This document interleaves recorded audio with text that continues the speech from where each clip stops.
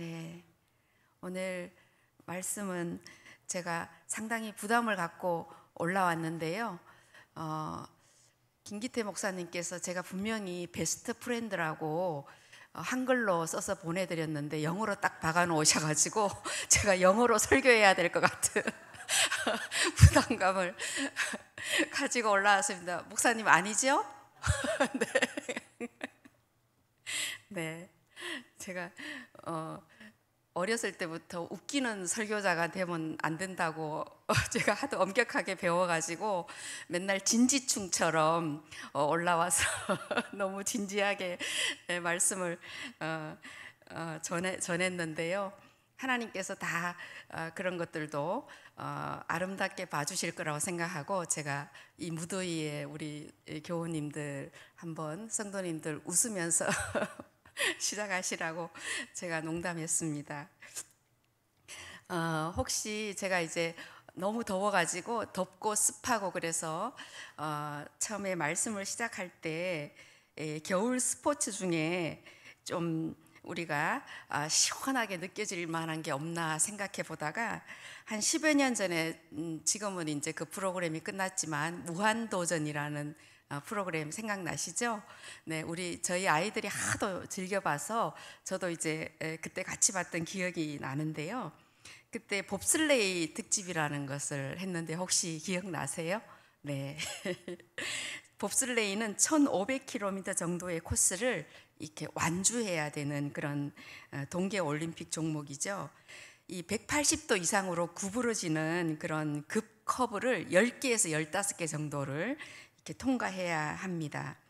이 봅슬레이는 이렇게 그 썰매 안에 2명이나 혹은 4명이 타서 해야 하는 그런 혼자서는 할 수 없는 그런 경기인데요. 출발하기 전에 속도를 내기 위해서 모두가 함께 이제 썰매를 쫙 밀고 가다가 한 명은 먼저 타서 정비를 하고 또 어떤 사람은 브레이크를 잡고 또 어떤 사람은 방향을 조정하고 하면서 이렇게 힘을 합쳐야 이렇게 완주할 수 있는 그런 경기입니다. 이 무한도전 팀에서 나중에 이제 전진 씨하고 정형돈 씨는 부상을 입어가지고 참여를 못했지만 유재석 씨와 박명수 또 정준하 이렇게 세 분이 참여해가지고 국가대표전에 참여를 했죠. 그래서 이제 마지막까지 이렇게 완주를 했어요. 마치 이렇게 정말 불가능한 그런 일일 것 같았는데 이 완주를 하는 모습을 저도 지켜보면서 굉장히 뭉클했던 그런 기억이 나고 특히 이 약간 뺀질하고 또 우리가 그 차는 형이라 그래가지고 박명수 씨가 마지막에 눈물을 쏟는 그런 모습을 보면서 시청자들이 꽤나 눈물샘이 자극을 받았던 그런 기억이 납니다. 저는 오늘 이 봅슬레이 경기를 우리 성도님들께 소개하면서 중요한 것을 발견을 하게 되죠. 힘을 합쳐야 이루어질 수 있는 그런 일이라는 것입니다. 모두가 하나가 되어서 자기가 맡은 역할을 잘 수행해 내야 되고 또 정확히 해야 되고 또 딴 사람이 그 역할을 잘 수행할 수 있도록 배려해야 이 경기는 끝이 납니다. 우리 오늘 성경 말씀의 주제도 내가 너희를 사랑한 것 같이 서로 사랑하라 하는 이 말씀을 통해서 볼 때 이 봅슬레이 경기의 주제와 잘 맞는 그런 말씀이다 이런 생각을 해보았습니다. 예수님께서는 이 계명을 지키면 너희는 더 이상 종이 아니고 예수님의 친구다 이렇게 말씀해주고 있습니다. 저는 오늘 이 본문의 말씀을 통해서 사랑과 우정에 대해서 묵상을 해보고자 합니다. 우리들은 사실은 서로의 거울이죠. 서로를 통해서 내 모습을 들여다보기도 하고 또 서로의 관계를 통해서 내 자존감이 향상이 되기도 하고 또 인격 형성에 큰 영향을 받기도 합니다. 또 반대로 우리는 서로를 통해서 큰 상처를 받기도 하죠. 무엇보다도 우리는 서로를 통해서 영적인 성장을 하기도 하고 또 영적으로 퇴보할 수도 있습니다. 그런데 오늘 예수님은 우리를 자신의 친구다 이렇게 말씀해 주고 있습니다. 친구라는 것은 대등한 관계여야 되죠. 우정을 나눌 수 있는 서로에 대한 신뢰와 사랑의 관계가 이루어져야 친구가 될 수가 있습니다. 그런 의미에서 오늘 예수님의 말씀 시작 부분에 소개해드린 것처럼 내가 너희를 사랑한 것 같이 너희도 서로 사랑하라 이렇게 말씀해 주고 있고요. 또 맨 마지막 17절에 같은 말씀을 반복하고 있습니다. 내가 이것을 너희에게 명함은 너희로 서로 사랑하게 하려 함이라 이렇게 결론을 내리시면서 서로 사랑하라 이렇게 시작과 끝을 말씀해 주고 있습니다. 이 친구 간의 사랑, 사람이 친구를 위하여 자기 목숨을 버리면 이보다 더 큰 사랑이 없나니 너희는 내가 명하는 대로 행하면 나의 친구라 이렇게 예수님께서는 친구로 불러주시고 또 예수님과 우리 간의 우정을 말씀해 주고 있습니다. 우정이라는 아미시티아라는 말은 아모르라는 어원에서 나왔습니다. 그렇기 때문에 이 우정이란 사랑과 같은 그런 의미를 갖고 있다 이렇게 볼 수 있습니다. 예수님은 우리를 위해서 자신의 목숨을 버리셨습니다. 아무 죄도 없으신 예수님께서 우리를 구원하시기 위해서 십자가의 고통과 죽음을 선택하셨죠. 이렇듯이 예수님은 친구로서 자신의 목숨을 버리는 세상에서 가장 큰 사랑을 나타내 보여주셨습니다. 친구로서의 가장 큰 사랑, 이것이 예수님이 우리에게 주신 가장 큰 선물이다 이렇게 볼 수가 있습니다. 친구로서의 동등한 입장에서 아무런 조건 없이 단지 사랑하기 때문에 우정 때문에 자신의 목숨을 버렸다는 것입니다. 왜 예수님은 이러한 우정을 우리에게 보여주신 것일까요? 그 이유는 오늘 말씀에 답이 있습니다. 그것은 바로 너희가 서로 사랑하게 하려 함이다. 예수님은 우리를 자신과 동등한 위치인 친구로 규정하고 또 자신을 희생함으로 우리와 사랑의 관계를 맺으셨다는 것입니다. 참 놀라운 그런 우정이며 사랑인 것이죠. 모든 영광과 존귀를 한 몸에 받으시기에 전혀 부족함이 없으신 그 예수님은 자신을 종의 형체로 또 우리와 같은 사람의 몸을 입고 낮추어서 우리에게 오셨고 또 우리를 친구라고 불러주셨습니다. 우리를 정말 죄와 죽음으로부터 완전히 구원해내시기 위해서 자신을 버려서 이 십자가에 달려 돌아가셨습니다. 그 예수님은 우리에게 마음을 여시고 또 우리의 마음을 알아주시고 우리와 나누지 못할 이야기가 없으시고 또 우리를 위로하시고 또 격려하시는 그런 친구의 관계를 맺어주신 것입니다. 그야말로 오늘 이 영어로 딱 박아놓으신 베스트 프렌드, 말하자면 절친, 우리 청소년들이 이야기하는 절친이죠. 예수님은 바로 이렇게 우리에게 절친이 되어주시고 그 이유는 바로 서로 사랑하도록 하기 위한 것이다 라는 것을 오늘 반복해서 성경은 말씀해 주고 있습니다. 그래서 저는 우리가 서로 사랑하기 위해서는 정말 어떤 훈련이 필요한가라는 생각을 해보았습니다. 저는 사실 이 본문의 말씀을 지금 한 2달 정도 계속 묵상을 하고 있는데요. 이 서로 사랑하라는 이 계명을 우리가 눈앞에 놓고 우리는 정말 어떤 훈련을 해야 하는가, 어떤 것이 필요한가 그런 생각을 해보았습니다. 그래서 먼저 저는 우리가 서로 사랑하기 위해서는 자신의 마음을 열고 자신을 나누는 일이 필요하다라는 것을 우리 성도님들께 먼저 말씀해 봅니다. 우리 15절 말씀을 함께 읽어보겠습니다. 시작. 이제부터는 너희를 종이라 하지 아니하리니 종은 주인이 하는 것을 알지 못함이라. 너희를 친구라 하였노니 내가 내 아버지께 들은 것을 다 너희에게 알게 하였음이라. 예수님께서는 자신을 열어서 하나님의 구속사의 계시를 우리에게 말씀해 주셨습니다. 이것은 위험한 일이었습니다. 예수님께서 자신이 하나님의 아들이라고 말씀하셨을 때, 그리고 예수님께서 하나님의 나라를 말씀하셨을 때 유대인들은 그를 잡아 죽이려고 했습니다.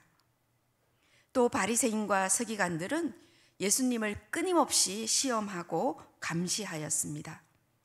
제자들조차도 이 예수님을 이해하지 못했습니다. 베드로는 예수님께서 자신의 발을 씻기려고 하셨을 때에 내 발은 절대로 씻길 수 없습니다 라고 이야기했습니다.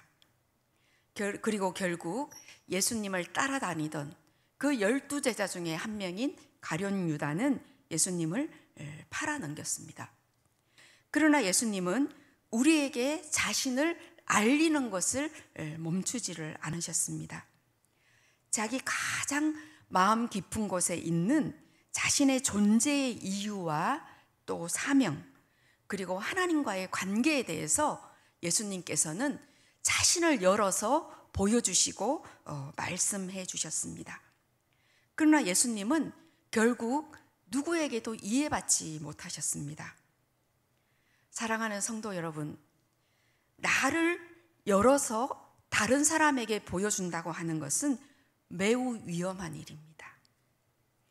그곳은 상처받기 쉬운 매우 연약하고 또 예민한 곳입니다. 그러나 나를 열어서 보여줘야 나를 알릴 수 있습니다. 내가 내 아버지께 들은 것을 다 너희에게 알게 하였음이라. 알지 못하는데 어떻게 사랑합니까? 예수님은 우리가 자신을 알기를 원하셨습니다. 그래서 종이 아니라 친구가 되기를 원하셨다는 것입니다. 그러니 우리들도 서로 자신의 연약하고 상처받기 쉬운 마음 깊은 곳을 열어서 서로에게 보여주어야 합니다. 다음으로 우리가 예수님의 그 서로 사랑하라는 계명을 행할 수 있기 위해서는 서로의 이러한 마음을 잘 경청하는 일이 필요합니다. 우리가 상대방이 자신을 열어서 이렇게 보여줄 때 우리는 그 마음을 이해하기 위해서 잘 경청하는 일이 필요합니다. 경청에는 크게 두 가지로 나누어서 볼 수가 있습니다. 하나는 우리가 자주 들어왔던 공감적인 경청을 말합니다. 서로에 대한 공감적인 경청이라고 하는 것은 상대방이 자기의 가장 마음 깊은 곳, 가장 자신의 예민하고 또 상처받기 쉬운 그곳을 열어서 보여줄 때에 그 안에 있는 그 사람의 고통과 또 절망과 그리고 소망과 기쁨을 함께 느끼면서 듣는 것을 말합니다. 같이 함께 한다는 것은 그 마음을 듣는 순간만큼은 그 사람이 되는 것이고 또 상대방이 되어서 듣는 것을 말합니다. 하나님께서는 너무 다행스럽게도 우리에게 이러한 공감의 능력을 주셨습니다. 제가 전에도 한 2번 정도 얘기했던 것 같은데요. 1994년에 세상을 크게 놀라게 할 획기적인 사실이 발견이 되었습니다. 이탈리아의 한 연구진들이 되뇌 피질에서 특수한 기능을 담당하는, 아마 이것은 제 핸드폰 소리인 것 같습니다. 제가 아마 8시에 뭔가를 중요한 일을 하려고 아마 알람을 맞춰 놓은 것이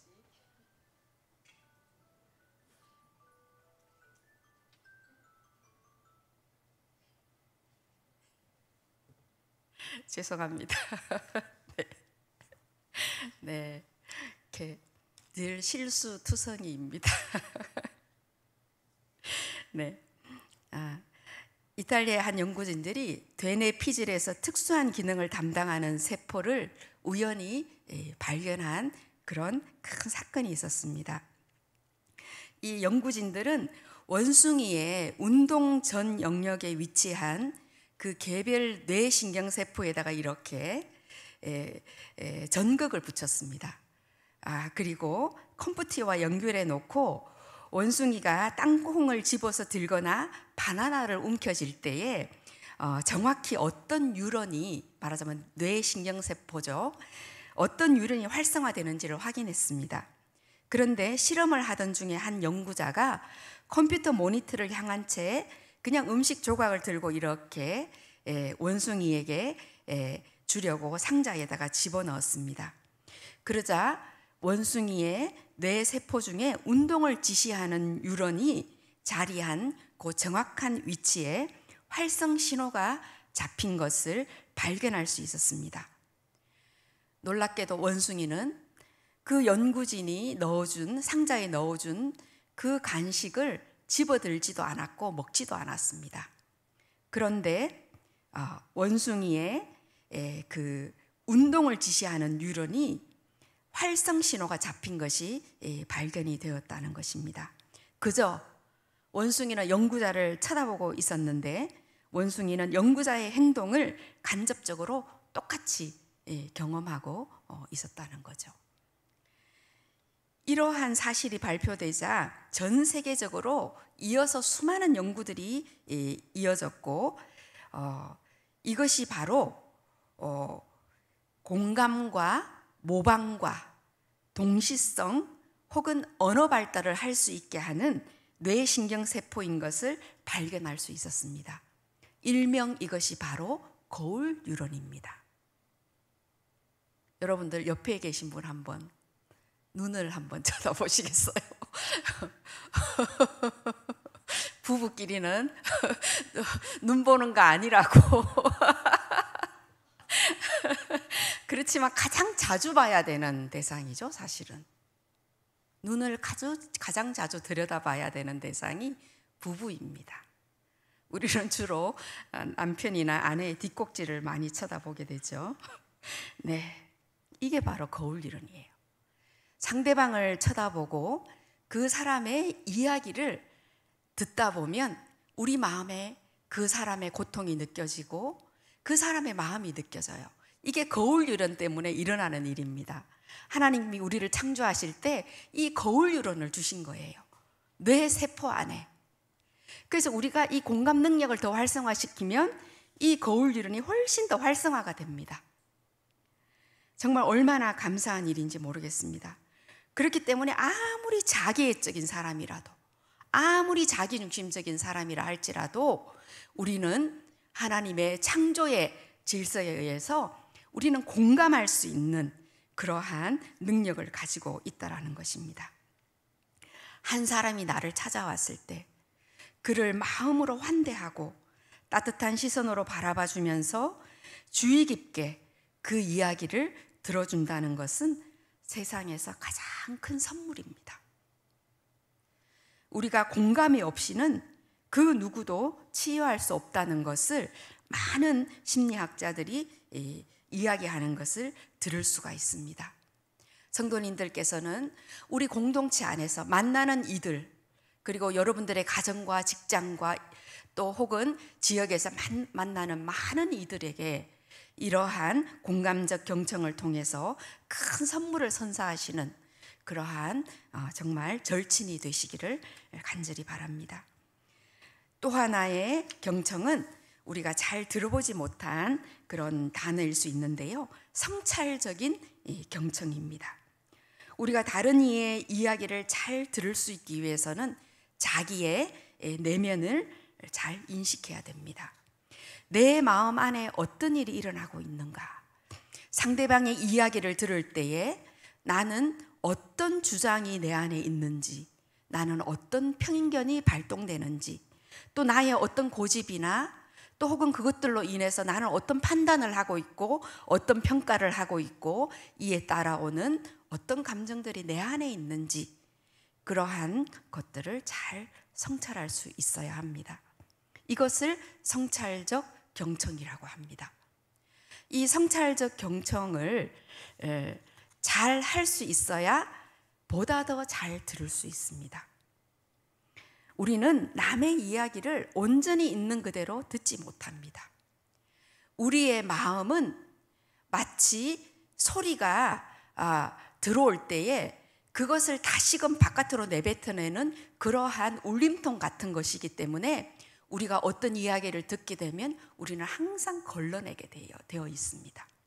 우리의 평가와 판단, 우리에게 드는 감정들, 그리고 나의 주장이나 편견들 이런 것들을 통해서 끊임없이 우리는 그것을 필터링 할 수밖에 없는 매우 제한되어져 있는 그런 존재입니다. 그래서 우리는 항상 내 마음에 어떠한 것이 일어나는지를 성찰할 수 있는 능력을 키워야 합니다. 그래야지 상대방의 것과 내 것이 잘 구분되어질 수가 있습니다. 우리는 어린 시절부터 여러 가지 쌓아온 어떤 내 자신의 기준과 판단이 있습니다. 또 그리고 크고 작은 상처들이 있습니다. 그렇기 때문에 그러한 나의 것을 잘 알아차려야 다른 사람의 이야기가 잘 들려집니다. 그리고 나는 나고 상대방은 상대방이라는 하나의 경계가 분명히 세워지게 되는 것을 알 수가 있습니다. 이 성찰적 경청은 매우 어려운 것이기 때문에 이것은 상당한 훈련의 기간이 필요합니다. 혹시 또 하반기에 제가 이 성찰적 경청에 대해서 우리 성도님들과 좀 더 깊이 있게 나누고 또 혹은 훈련할 수 있는 그런 기회가 있다면 또 제가 우리 성도님들과 함께 더 깊이 있게 이러한 과정들을 우리 훈련해 보는 그런 기간을 가지면 좋겠다 이런 마음을 가집니다. 마지막으로 우리 모두는 하나님 앞에서 함께 선택받은 예수님의 친구로서 열매를 맺는 일이 필요합니다. 우리 16절 말씀을 함께 읽어보겠습니다. 시작. 너희가 나를 선택한 것이 아니요 내가 너희를 택하여 세웠나니 이는 너희로 가서 열매를 맺게 하고 또 너희 열매가 항상 있게 하여 내 이름으로 아버지께 무엇을 구하든지 다 받게 하려 함이라. 우리가 예수님을 선택한 것이 아니고 예수님이 우리를 선택하셨습니다. 우리는 모두 다 주님의 선택을 받아서 여기 이 자리에 나와 있다라는 것이죠. 그런데 우리는 마치 내가 예수님을 선택한 것처럼 또 서로를 선택한 것처럼 생각할 때가 많습니다. 우리는 하나님께 부름받은 존재이고 그 부름심 앞에 함께 모인 공동체라는 것입니다. 우리는 항상 하나님 앞에 있는 존재인 것이지 우리끼리 있는 존재가 아니라는 거죠. 그렇기 때문에 우리가 이 공동체에 있는 것은 부름받은 이 동등한 존재로 서 있는 것입니다. 그래서 우리는 동등한 존재인 친구들로서 서로 사랑하는 사람들인 것입니다. 로마의 법학자이자 정치가였던 키케로는 노년에 관하여 우정에 관하여라는 책에서 이렇게 말했습니다. 우정에서 가장 중요한 것은 윗사람이 아랫사람과 동등해지는 것이고 신분이 낮은 다른 친구들보다 조금도 잘난 척하지 말아야 한다. 재능과 미덕과 온갖 탁월함은 가장 가까운 사람들과 나눌 때 가장 큰 결실을 거둘 수 있다. 이렇게 말했습니다. 이것은 서로를 공동체로 생각하는 정신, 즉 하나, 내 마음에 드는 누구에 대한 실천의 문제가 아니고 우리 모두를 자신의 친구로 인정해 주신 예수님처럼 우리 모두가 예수 공동체로서의 정신 속에 살아야 한다는 것입니다. 저는 좀 더 젊었을 때는 제가 상당히 교만해서 그런 생각을 했던 것 같습니다. 저는 제가 교회 공동체에 올 때 저는 목회자이기 때문에 저에게 주어진 사람들을 돌본다고 생각을 했습니다. 하지만 어느 순간에 교우들이 저를 얼마나 견디어주고 있는지, 얼마나 참아주고 있는지를 알게 되었습니다. 제 불평과 제 과시와 제 분노를 견디어주고 저의 철없는 주장과 변명을 얼마나 인내하며 들어주는지를 제가 알면서 참 부끄럽고 죄송한 마음이 들었습니다. 하지만 오늘 말씀처럼 그냥 사랑하라 이게 아니고 서로 사랑하라 이렇게 말씀하셨잖아요. 사실 우리는 사랑할 능력이 없죠. 우리의 사랑은 매우 제한적입니다. 그러나 주님께서는 이 부족하고도 연약한 우리를 부르셨다라는 거죠. 열매를 맺게 하기 위해서. 딴 사람이 아니고 나를 부르셨다라는 거예요. 그렇기 때문에 주님이 내가 얼마나 중요한 존재로 나를 여기시는지를 저는 깨닫게 되었습니다. 그래서 하나님의 부르심 앞에 동등한 친구로 서로 사랑하는 행위를 통해서 내가 이 공동체를 세워나가고 또 우리가 함께 열매를 맺을 수 있도록 주님께서 도와주실 것이다. 이렇게 제가 생각을 하니까 제 마음에 평화가 찾아오고 성취와 효율의 위주로 살았던 저의 삶이 조금씩 내려놓아지는 것을 느낄 수가 있었습니다. 그렇다고 해서 제가 별반 달라진 건 아니에요. 지금도 나의 존재를 드러내는 일에 제가 얼마나 말려드는지 모릅니다. 그리고 정말 제가 얼마나 연약하고 얼마나 큰 정말 아무것도 아닌 연약한 존재인지 저는 매일매일 하나님 앞에 나아가지 않으면 정말 저는 정말 쓸모없는 존재라는 것을 매일매일 저는 느끼고 있습니다. 그래서 제가 그럼에도 불구하고 용기를 내어서 우리 성도님들 앞에 성도님들의 그 저를 위한 기도와 사랑 앞에 제 마음을 열려고 노력하면서 나아가고 있다는 것을 오늘 이 시간에 고백을 드립니다. 우리 사랑하는 성도 여러분, 겨울이면은 우리나라 곳곳에 내려와서 추운 계절을 보내고 또 봄이면은 다시금 북쪽 시베리아 3,000km 여행을 떠나는 기러기는 우리에게 너무나도 친숙한 철새이죠. 기러기 무리가 이렇게 V자로 날아가는 모습에는 아직도 밝혀지지 않은 많은 과학적인 신비가 있다고 합니다. 그 중에 밝혀진 두 가지 신비는 우리 인간들조차도 정말 고개를 숙이게 합니다. 기러기 무리 가운데에 한 마리가 상처가 나서 더 이상 날아갈 수가 없을 때 그 한 마리가 치료가 되고 회복이 될 때까지 그 무리가 같이 남아서 함께 회복을 도운 뒤에 이어서 날아간다라는 것입니다. 그리고 또 하나는 앞에 선두에 리더하면서 날아가는 기러기가 힘에 부쳐서 지칠 경우에는 그 다음 서열의 기러기가 그 선두를 지키고 또 지치면 또 그 다음 서열의 그 기러기가 또 그 선두의 자리를 이끌어준다는 것입니다. 사랑하는 성도 여러분, 주님께서 우리를 사랑하셨듯이 우리가 서로 사랑함으로 열매를 맺어가는 저와 여러분들이 되시기를 바랍니다. 기도하겠습니다.